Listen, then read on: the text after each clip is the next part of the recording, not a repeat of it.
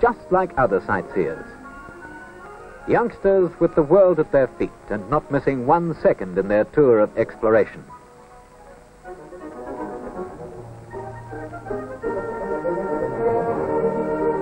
But their destination is not London or even England. They cross the Welsh border to Cardiff. Here, in competition with swimmers from the 4 corners of the British Commonwealth of Nations, they will take part in the Empire Games.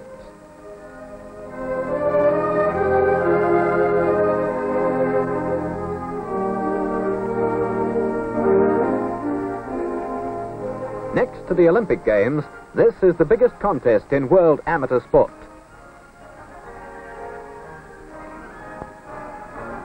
And in the pool at Cardiff, the Australian team shows that the hours of training, the scientific bodybuilding, and the planned intensive coaching really pay off.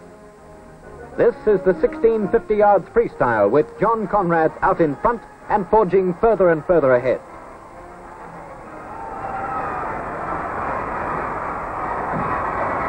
It's Conrad's Australia first and Gary Winram Australia second. The men's 110 yards. The results in doubt to the last stroke. A thrilling race all the way with only inches in it. But it's Devitt by a touch from Chapman.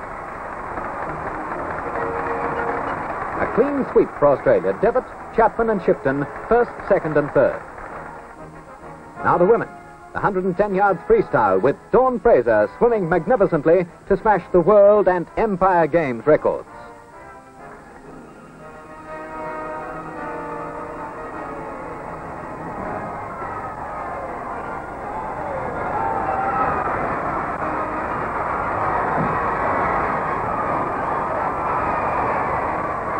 And once again, Australia fills all 3 places. Dawn Fraser, Lorraine Krapp, and Alba Cahoon.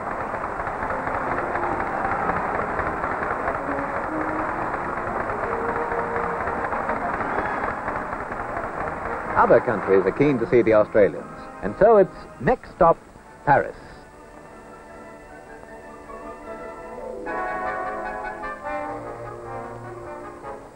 Devitt and Gathercole may have something of a language problem on occasions, but everyone's friendly and it all works out in the long run.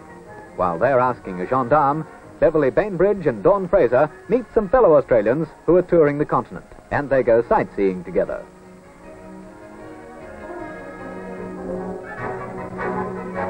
The girls, of course, want to see Christian Dior's salon. But the men are keeping well away. It's not nearly so expensive just to look at Notre Dame Cathedral. So, Gathercole snaps a picture, and then he and Devitt go inside to see the stained glass windows which are world famous. They're a wonderful sight as the light pours through them. But it's not all sightseeing. There's work to be done, too, in the Paris pool, one that has long associations for Australia. For it was here in 1924 that Boy Charlton won the Olympic 1500 meters. And here today, Australia's modern distance star, John Conrad, takes the French national title over the same distance, beating the former Olympic champion, Boiteau.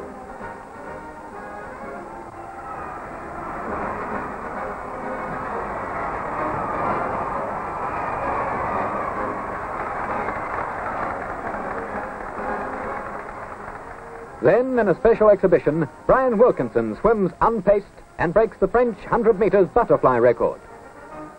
French officials and swimmers study his style closely.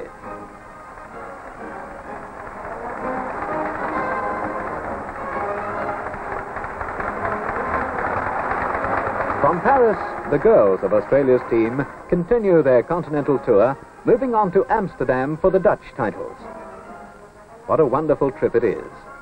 If the satisfaction of record-breaking, the crowd's cheers, and competing against the world's best swimmers isn't enough, a tour like this must surely make all the hard work of training well worthwhile.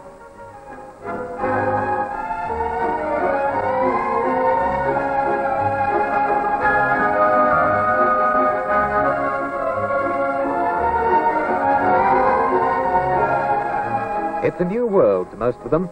And even Ilse left Europe so young that she can remember little about it. With all the other girls, she explores street and canal.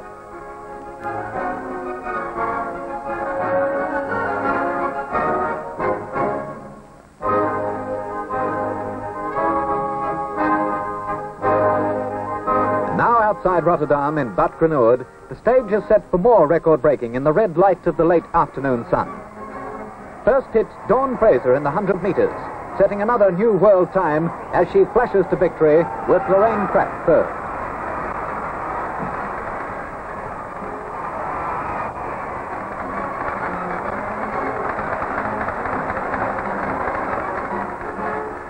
Dawn Fraser takes her place on the victory dais.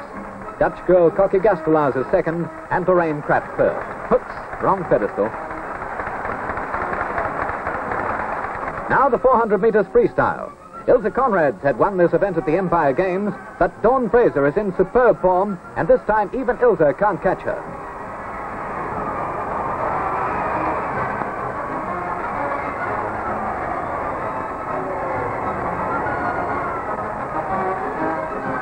Not a great deal in it, but Dawn Fraser takes the title, setting a Dutch national record, with Ilse Conrad second and the Dutch girl Cope third.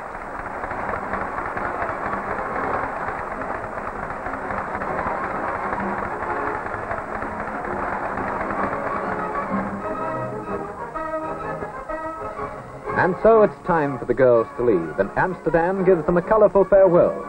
Each has become a local heroine, and all of them have helped the cause of international swimming. Meanwhile, the men have accepted an invitation to visit Tokyo and have flown across the pole and down to Japan. Here is a different world from that of London and Paris. New scenes for Gary Chapman to capture with his camera. New shops, new goods for the Australians to add to their great collection of souvenirs. High school youngsters give the team a rousing welcome.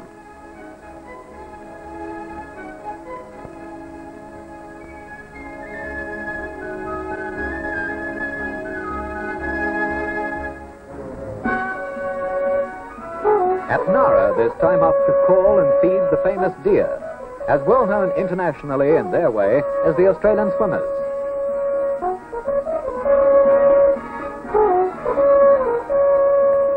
At night, back in Tokyo itself, with the neons flashing and the traffic thick on the streets. But sightseeing must end. Tomorrow night, the Japanese titles. And here's the 100 meters backstroke, with giant 6'4" John Monckton ploughing his way to win from fellow Australian John Hares.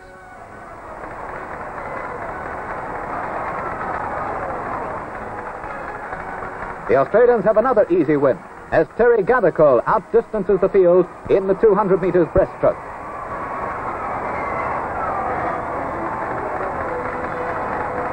The Japanese, great swimmers themselves, carefully note every detail of the Australian style.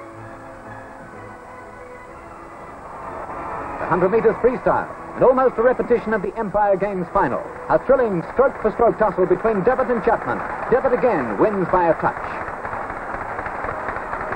The Australians hand the winner's trophy to the third place getter to hold for a picture. From Tokyo down to Hong Kong. This is to be a trip for pleasure only, a short visit on their way back home.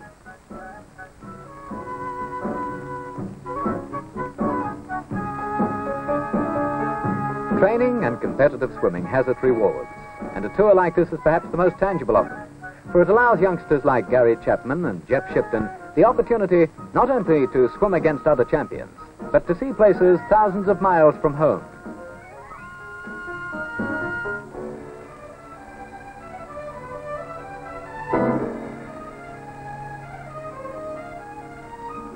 Places like Repulse Bay and Castle Beach. Romantic names, romantic places. In contrast, at Aberdeen, they see the crowded sampans.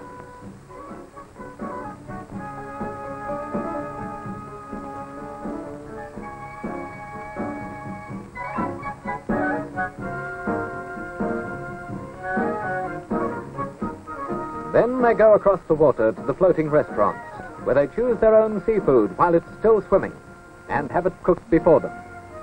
Champion swimmers. Champion eaters, too.